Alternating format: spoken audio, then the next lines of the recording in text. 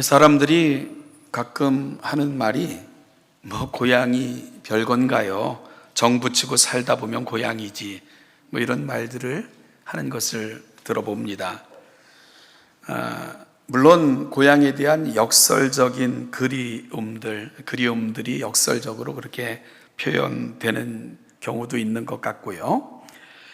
또 아무리 고향이라 할지라도 살던 곳을 떠나 고향으로 돌아간다는 것은 또 그리 쉽지만은 않은 문제 아닌가, 이런 표현도 들어있지 않나 생각이 들어요.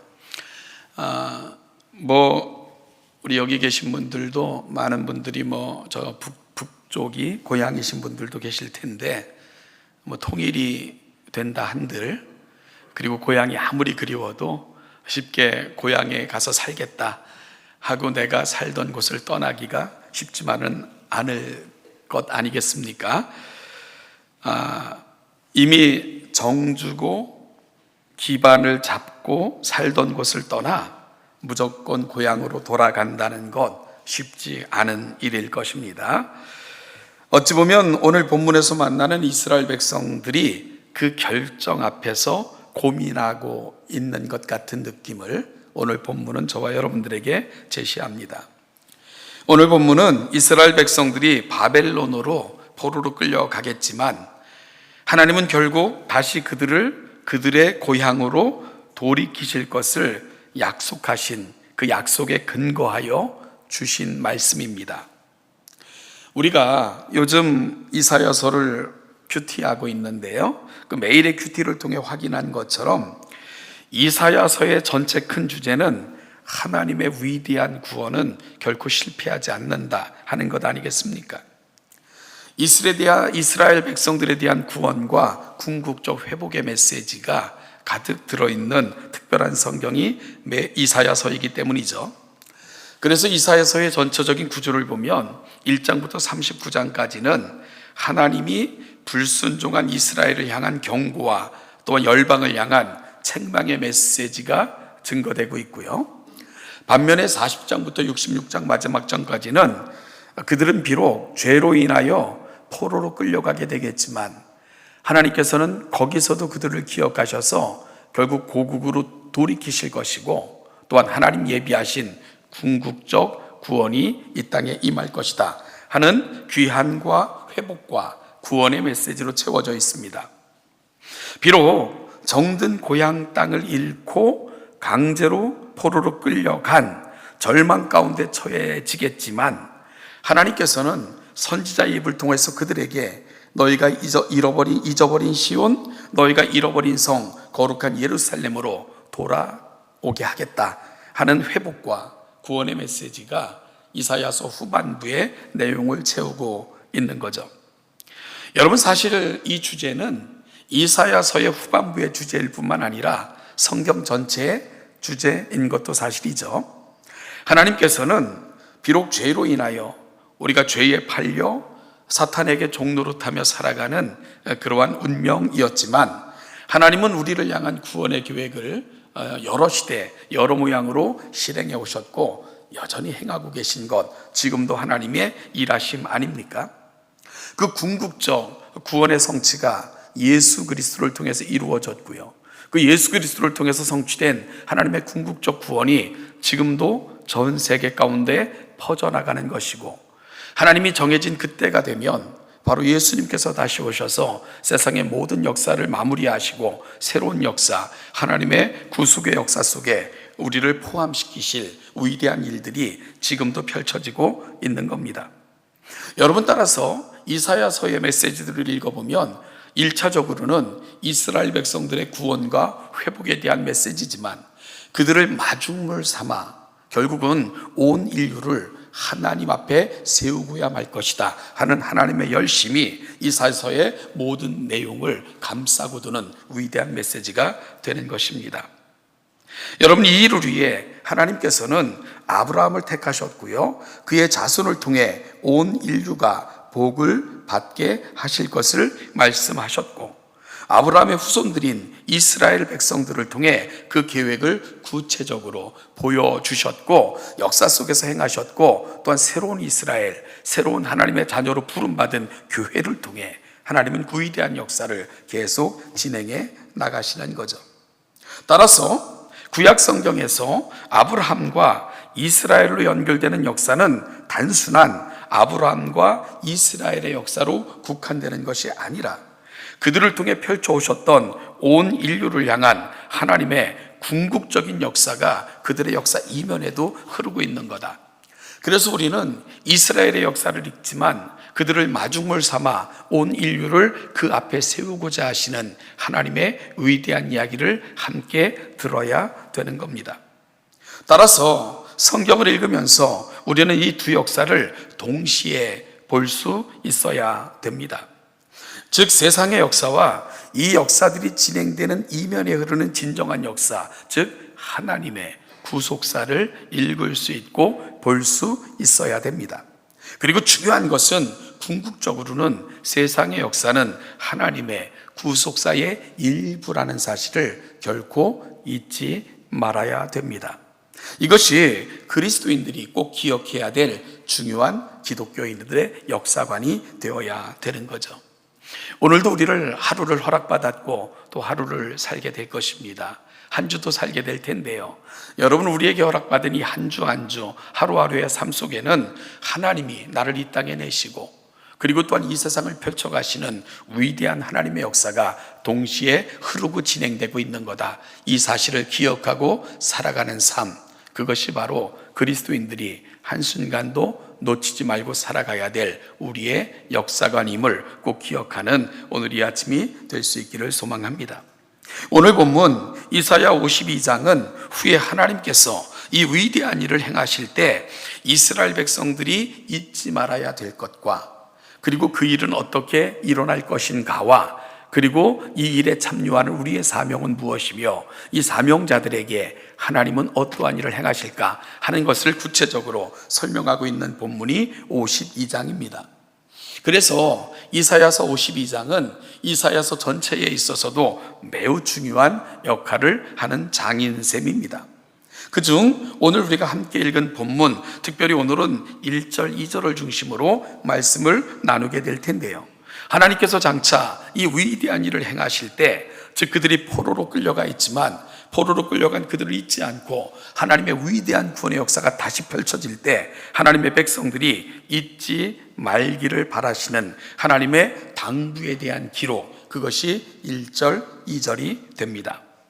오늘 본문은 깰지어다 깰지어다 라는 말로 시작이 됩니다. 그리고 많은 동사들이 연이어 나타나고 있는데요, 깰지어다, 힘을 낼지어다, 옷을 입을지어다 라는 동사들이 계속해서 나타나고 있습니다. 여기서 사용된 깰지어다 라는 말을 영어는 wake라고 번역을 하고 있는데요, 흔들어 깨워 정신을 차리게 하다, 이런 의미를 담고 있습니다. 여러분, 영어권에서 다리에 쥐가 나면, 이게 다리에 쥐가 나면 감각이 없어지잖아요. 그러면 그들은 그때 이 다리가 죽은 상태다, 이렇게 인식을 한다는 거예요. 그래서 발을 막 이렇게 구르면서 wake up, wake up, 뭐 그런다는 거예요. 마치 다리에 쥐가 나고 아무런 감각이 없으면 마치 다리가 죽었다, 이렇게 생각을 해서 막 깨운다는 거죠. 의식이 없으면 죽은 것과 방불한 것이니까요. 그래서 다리를 두드리며 아니면 발을 구르면서 wake up, wake up 이렇게 한다는데, 정신을 차리고 의식이 빨리 돌아오라에 대한 강력한 외침이 되는 겁니다. 마치 죽은 상태에서 깨어나라 라는 것과 같은 의미고요.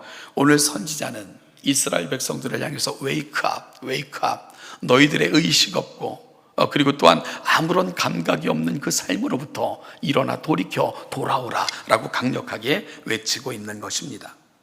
그러면 왜 선지자는 하나님의 위대한 명령이 바벨론에 임하여 이스라엘 백성들에게 임할 때 가장 먼저 요구하는 것이 깰지어다 깰지어다 하면서 마치 죽은 자와 방불한 것 같은 그런 의식 없는 상태에서 깨우는 것 같은 이런 음성으로 이스라엘 백성들을 깨우치고 있는 것일까요?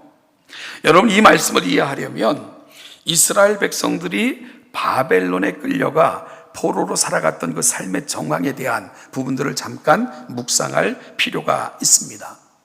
바벨론에서의 삶과 매우 밀접한 연관이 있기 때문입니다. 이스라엘 백성들은 오랜 시간 바벨론의 포로로 끌려가 살다 보니까 어느덧 그곳에서의 삶에 익숙해지게 되겠지요.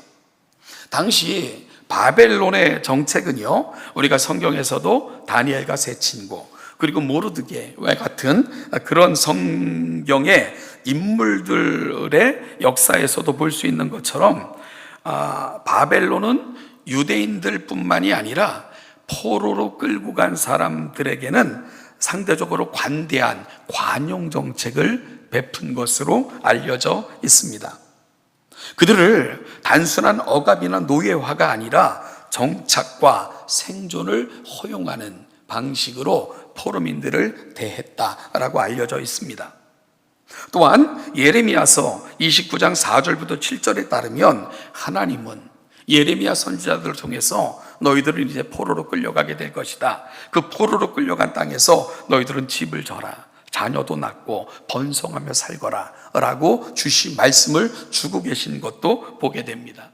그러니까 포로로 끌려간 땅에서 넋놓고 그리고 나서 좌절하고 아무것도 희망이 없는 것처럼 살지 말고 그 땅에서 열심히 최선을 다해서 너희들의 삶을 살고 버티거라 라고 하나님은 말씀하신 거죠. 실제로 유대인들은 바벨론에서 농업, 상업, 금융활동에 참여하며 경제적 기반을 마련했던 것으로 문헌은 보고하고 있고요. 따라서 이스라엘 이 민족들도 특별한데요. 여러분, 전 세계에서 중국 사람들이 가는 곳은 늘 차이나타운이 그 도시마다 번성하게 세워지지 않습니까? 유대인들도 그에 못지않은 그들의 공동체를 만듭니다. 그래서 유대인들도 어디를 가든지 공동체를 세우는데 알 야후드라는 그 이스라엘의 공동체가 바벨론에도 세워졌던 것으로 문헌은 기록하고 있고요. 당시의 상황을 알려주는 점토판 문서들에는 유대인들이 사용했던 임대계약서, 사업계획서, 세금 납부 기록 이런 것들의 흔적들이 그대로 기록되어 전해지고 있는 것도 읽게 됩니다. 그렇게 점차 바벨론으로 끌려갔던 이스라엘 백성들, 여러분 넉넉고 종으로 아무것도 아닌 그렇게 산 것이 아니고 점차 그곳의 삶에 익숙해져 갔고요. 기반을 마련하여 정착하며 살게 된 것입니다. 그 결과 그 땅을 떠나라는 결정적인 명령이 주어졌을 때 여러분 그들이 머뭇거릴 수밖에 없는 거죠.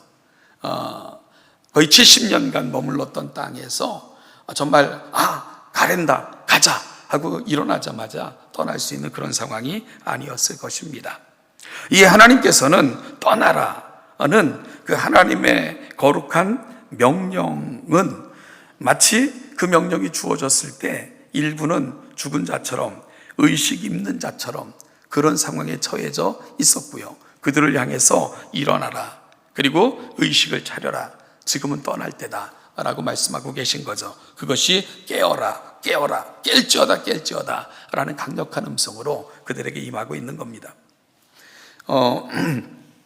이 기업평전이라는 책을 읽어보면요, 이 파산한 기업 가운데 가장 안타까운 기업 가운데 하나를 코닥이라는 회사로 꼽고 있더라고요. 코닥은 한때 세계 5대 브랜드로 꼽힐 정도로 탄탄대로를 걷던 기업이었고, 이 기업은 인류가 존재하는 한 결코 멸망하지 않는다라고까지 일컬어졌던 그런 기업이라고 소개되고 있었습니다. 여러분들은 카메라를 가지고 있었던 분들은 이 코닥 필름이라는 것을 누구든지 사용 안 해본 사람이 없을 거예요. 그죠? 많은 그 이후에도 이 필름 회사의 창시가 코닥인데, 일본의 많은 회사들이 필름 회사를 차리긴 하지만 코닥의 명성을 따르지 못할, 그래서 사진을 좀 찍는 사람들은 코닥 필름을 쓰는 걸 매우 좋아하고 자랑스러워했고요. 그래서 사진으로 남기고 싶을 만큼의 소중한 시간을 코닥 모멘트라고 일컬을 정도로 세계인들의 삶에 있어서 절대적 영향을 미쳤던 것이 코닥이라는 회사였다라고 소개하고 있습니다. 그래서 우리가 살면서 가장 정말 남기고 싶고 잊지 않은 순간, 이런 순간들을 코닥 모멘트라는 말로 일컫게 됐다. 그만큼 이제 우리 삶에 아주 가까이서 모든 사람들에게 없어서는 안 될 그런 기업적 이미지가 된 거죠. 그런데 이 코닥이라는 회사가 2012년 1월 19일 날 갑자기 이제 파산을 신청하게 되고요. 뭐 지금도 회사는 완전히 없어지지는 않았고, 그 대신 이제 뭐 의류나 이런 쪽으로 방향을 전회해서 여전히 명맥은 유지하고 있지만 그 이전의 명성은 전혀 회복하지 못하고 또 남아있지 않은 그런 상태다라고 기록하고 있었습니다. 그러면서 이 책에서는 이 세계적인 기업이 왜 망했을까? 그 이유를 추적하고 있었어요. 그 이유가 뭘까?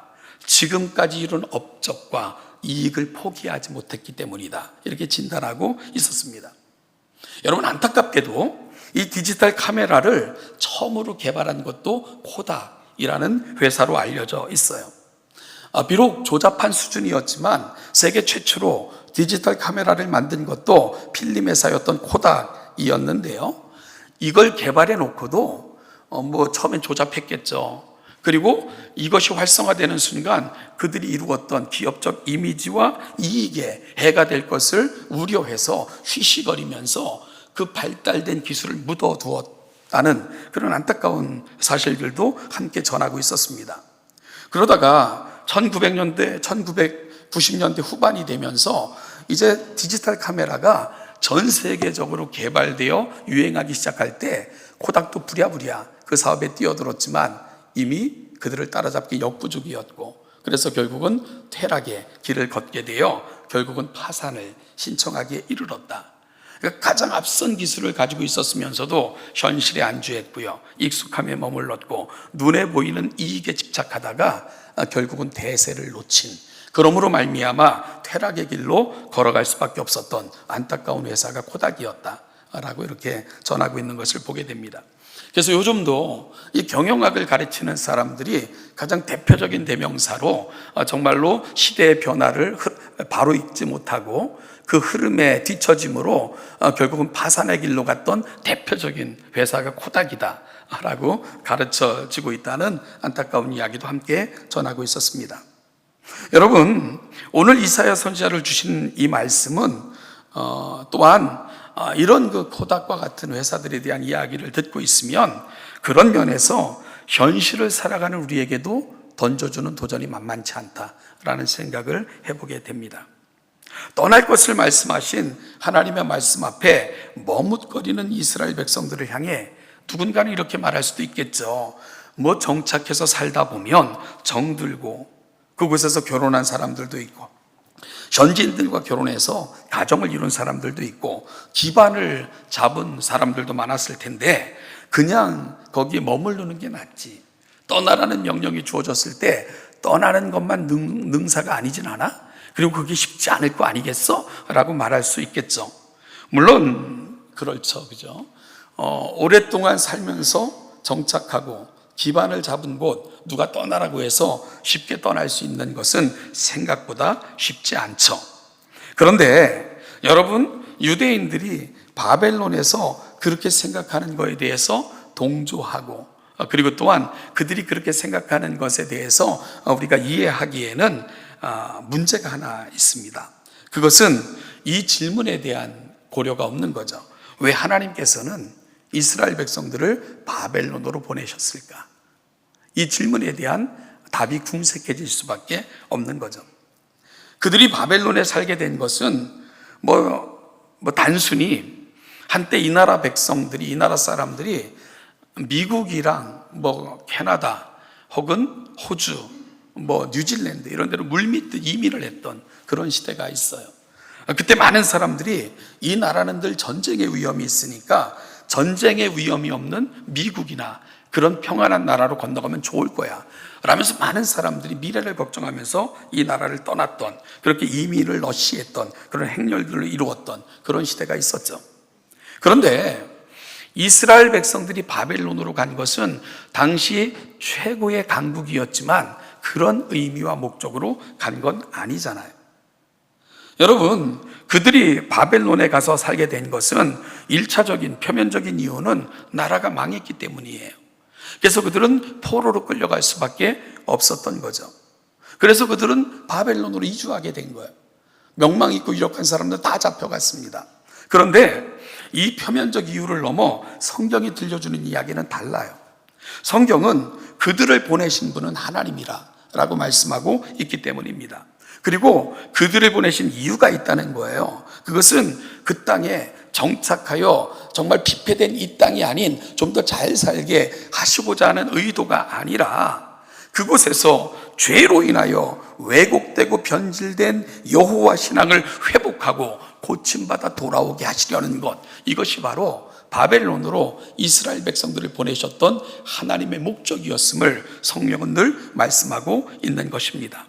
그것이 그들을 바벨론으로 보낸 이유다라고 성경은 말씀하고 있는 거예요. 그래서 그 땅에 포로로 끌려가게 하시면서 하나님은 구체적으로 그 시기가 몇 년이 될 것이다 하는 그 시기까지도 분명하게 언급하시면서 70년이 될 것이다 라고 못 박으셨던 이유가 거기에 있는 거죠.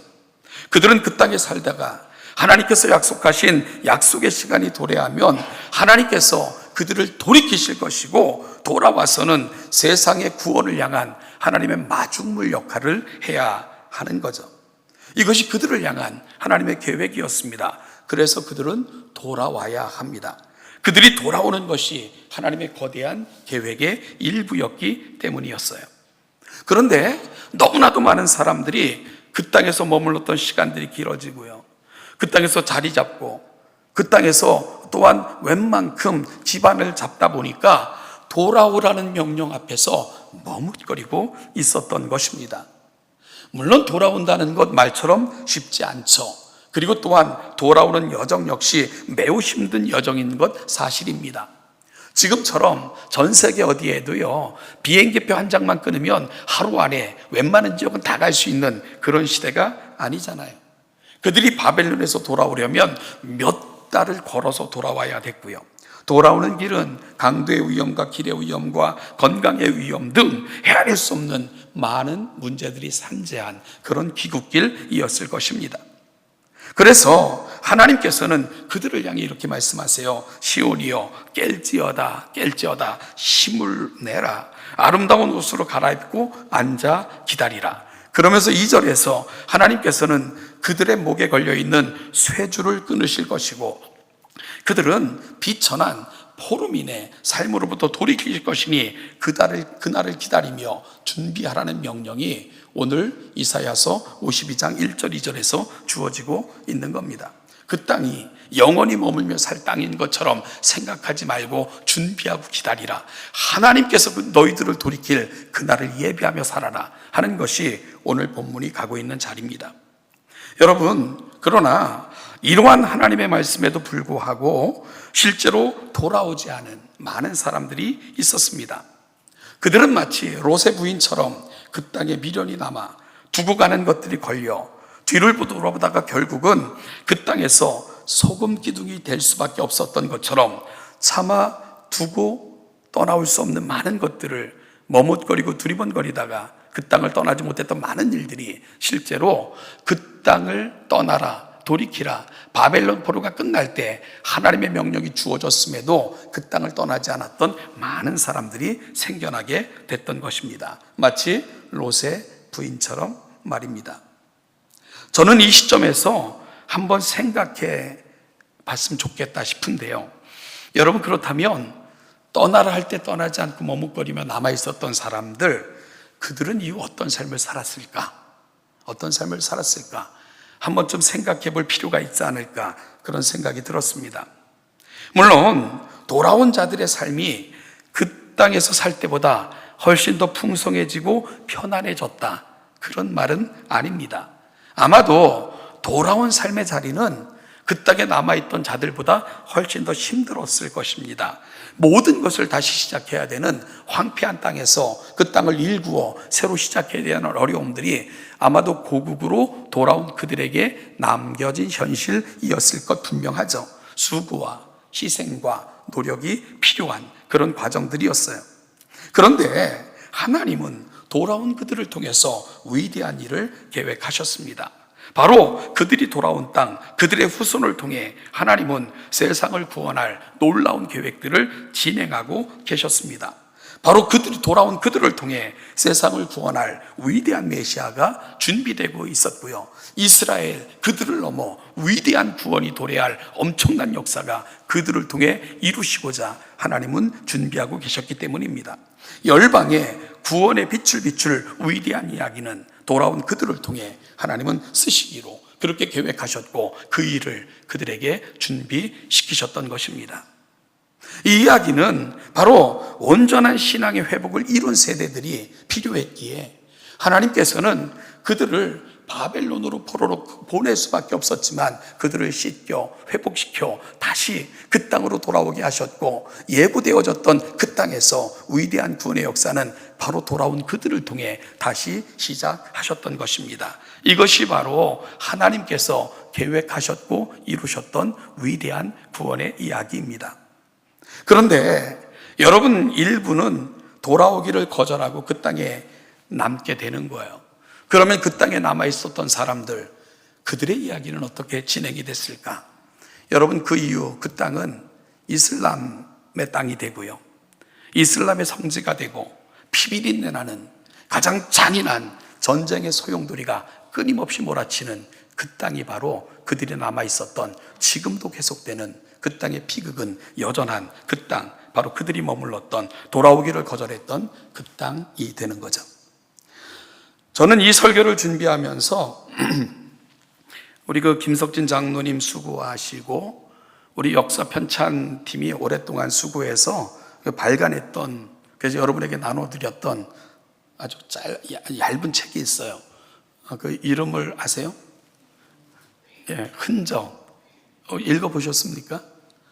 예, 누구는 그렇게 수고해서 책을 만드는데 우리는 읽어보지도 않는다면 그 수고하고 애쓴 분들에 대해서 좀 미안하지 않겠습니까? 한번 좀 읽어봤으면 좋겠다 싶은데요. 여러분 흔적이라고 이름을 붙인 것, 여러 가지 의미들을 내포하고 있는 거예요. 우리 교단, 우리 교회가 걸어왔던 또 삶의 발자취라는 의미도 있고요. 사실은 그 흔적은 우리가 간직해야 될 우리의 이야기가 돼야 된다. 사도 바울은 아무도 나를 괴롭게 하지 말라, 내가 내 몸에 흔적을 가졌다, 스티그마, 바로 거기서 따온 제목이거든요. 그러니까 그 역사를 읽는다는 것은 그들의 이야기가 아닙니다. 그들의 이야기를 통해서 오늘 내가 간직한 흔적은 뭘까, 이 흔적을 다시 살펴보는 그러한 순간에 우리가 서야 되는 거죠.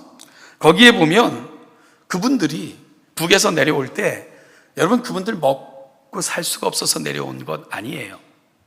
그 중에는 이미 많은 기업을 이룬 분도 있고 또 많은 부분에서 물질적 혜택을 누리고 살던 많은 분들도 이 땅에 내려왔던 분들에는 포함되어 있었죠.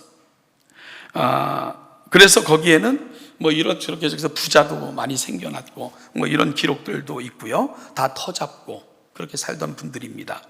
그런데 그분들이 왜 그 땅을 떠나 남하를 결정했을까? 왜 남쪽으로 가고자 결정했을까? 모든 것을 다 버리는 거예요. 그거는 다 추려서 내려올 수 있는 상황이 아닙니다. 다 버리고 오는 건데요, 한 가지겠지요. 아마 신앙 때문이었을 것입니다. 신앙을 위해 신앙의 자유를 찾아 남아한 것이겠지요. 여러분, 이건 누가 가자고 해서 무조건 따라 나설 수 있는 그런 상황이 아니에요. 이건 생명을 걸어야 되고 내가 누렸던 모든 것들, 내게 익숙했던 것들, 내가 몸담고 있었던 것들, 내가 얻고 취했던 모든 것들을 버리는 거, 그렇게 내려와야 되는 것과 같은 의미이기 때문에 그렇습니다. 결과는 어땠나요? 하나님은 그들의 길을 보호하셨고 지키셨고 오늘 여기까지 이르게 하신 거죠. 바로 그 흔적, 그 신앙을 우리가 창조적으로 계승하자라고 고백하고 있는 건데요. 그래서 말씀드린 것처럼 책 제목인 흔적은 1차적으로는 그들이 거닐었던 흔적, 발자취이지만 2차적으로는 오늘 우리가 몸에 담아야 될, 우리가 소유해야 될 우리 몸의 흔적이다 라고 말씀을 드릴 수 있겠죠. 그래서 우리는 모두 우리 몸에 그 흔적을 지닌 사람들입니다. 그래서 이걸 창조적으로 계승하자는 거죠. 그래서 이 흔적이 또 다른 역사가 되어 흐르게 하자. 이것이 우리 교회가 갖고 있는 우리의 공통된 고백이 되는 거죠. 여러분, 그런데요, 포기할 수 없어, 떠날 수 없어 주저하며 결국 기회를 놓치고 나올 수 있었는데도 남아 있기로 결정한 분들이 계셨다면 그들의 삶은 어땠을까?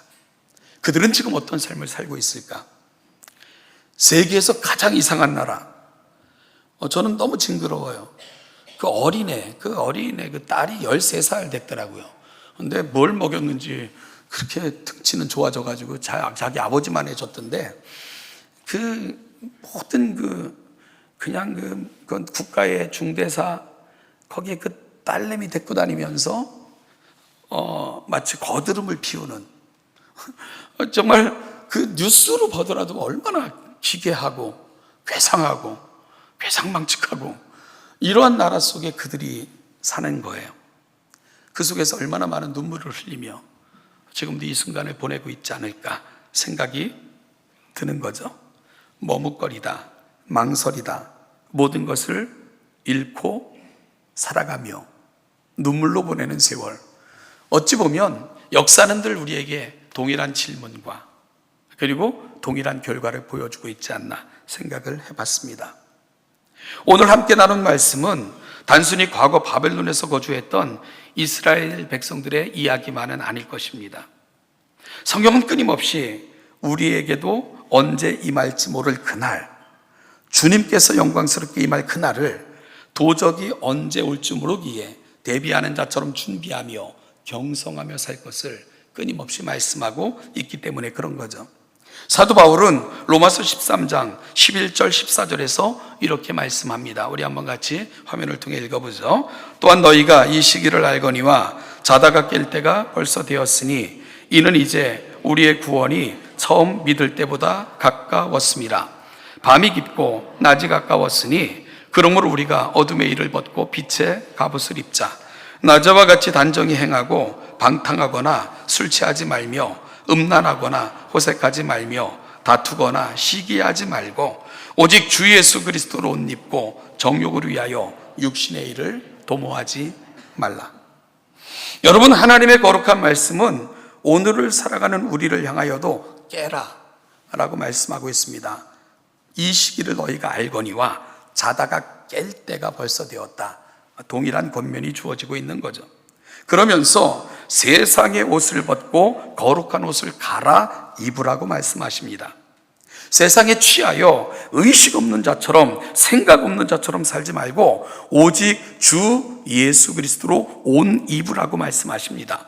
그리고 깨어 기도하며 그날을 준비하라고 말씀하십니다. 마치 이사야를 통해 그날이 이를 때에 그날이 분명히 이를 거니까 그때까지 잠들지 말고 깨어서 거룩한 옷을 입고 앉아서 기다리며 하나님의 위대한 구원이 선포되면 그 위대함에 참여하라 라고 말씀하시는 것처럼 시대는 늘 동일하게 저와 여러분들에게도 그 말씀을 하시고 계신 것입니다. 오늘 사도 바울도 이 시대를 살아가는 저와 여러분들에게 깨어라. 그리고 거룩한 그리스도로 옷 입고 세상에 취하여 살지 말고 그 그리스도의 은혜를 붙들고 살 것을 끊임없이 말씀하고 있는 겁니다. 사랑하는 여러분, 하나님을 위해 잠시의 세상적 쾌락과 세상의 안락함과 즐거움을 포기하며 이 땅을 잠시 사는 나그네처럼 주님의 말씀을 붙들고 살면 영원한 보상으로 주님이 갚아주실 것을 믿습니다. 그러나 세상의 즐거움과 쾌락과 안락함과 내가 얻은 것 때문에 집착하며 하나님의 말씀과 약속을 포기하면 결국은 사해 바닷가 두고 온 것을 잊지 못해 뒤돌아보다가 소금 기둥이 된 그 처량한 롯의 부인처럼 우리 역시 영원한 슬픔 가운데 처해지고 말 것입니다. 역사는 머뭇거리며 하나님의 거룩한 말씀 앞에 순종하지 못한 사람들, 그들이 겪어야 될 그 고난을 끊임없이 보여주고 있고, 그 이야기는 여전한 이 시대를 살아가는 우리의 이야기입니다. 오늘 이사야의 그 간곡한 말씀으로 말씀을 마무리하고자 합니다. 이사야는 이렇게 권면합니다. 네 힘을 낼지어다. 힘을 낼지어다. 우리도 다시 한번 웨이크업, 우리가 잠들어 있다면 우리의 죽은 영혼을 깨울 수 있기를 바라고요. 세상의 옷으로 덕지덕지 감싸 안고 그것이 마치 내가 얻고 누리는 모든 것인 양 착각하고 있다면 성령의 옷으로, 그리스도 예수의 옷으로 갈아입고 세상에 취하여 잠들지 말고 오늘 주님 오실 것처럼 앉아 기다리는 우리가 될 수 있기를 축복합니다. 다시 한번 이사야 선지자의 권면처럼 힘을 내서 이 신앙의 여정을 시작하시는 우리 동천의 모든 성도들 되시기를 주님의 이름으로 축복합니다. 기도하겠습니다.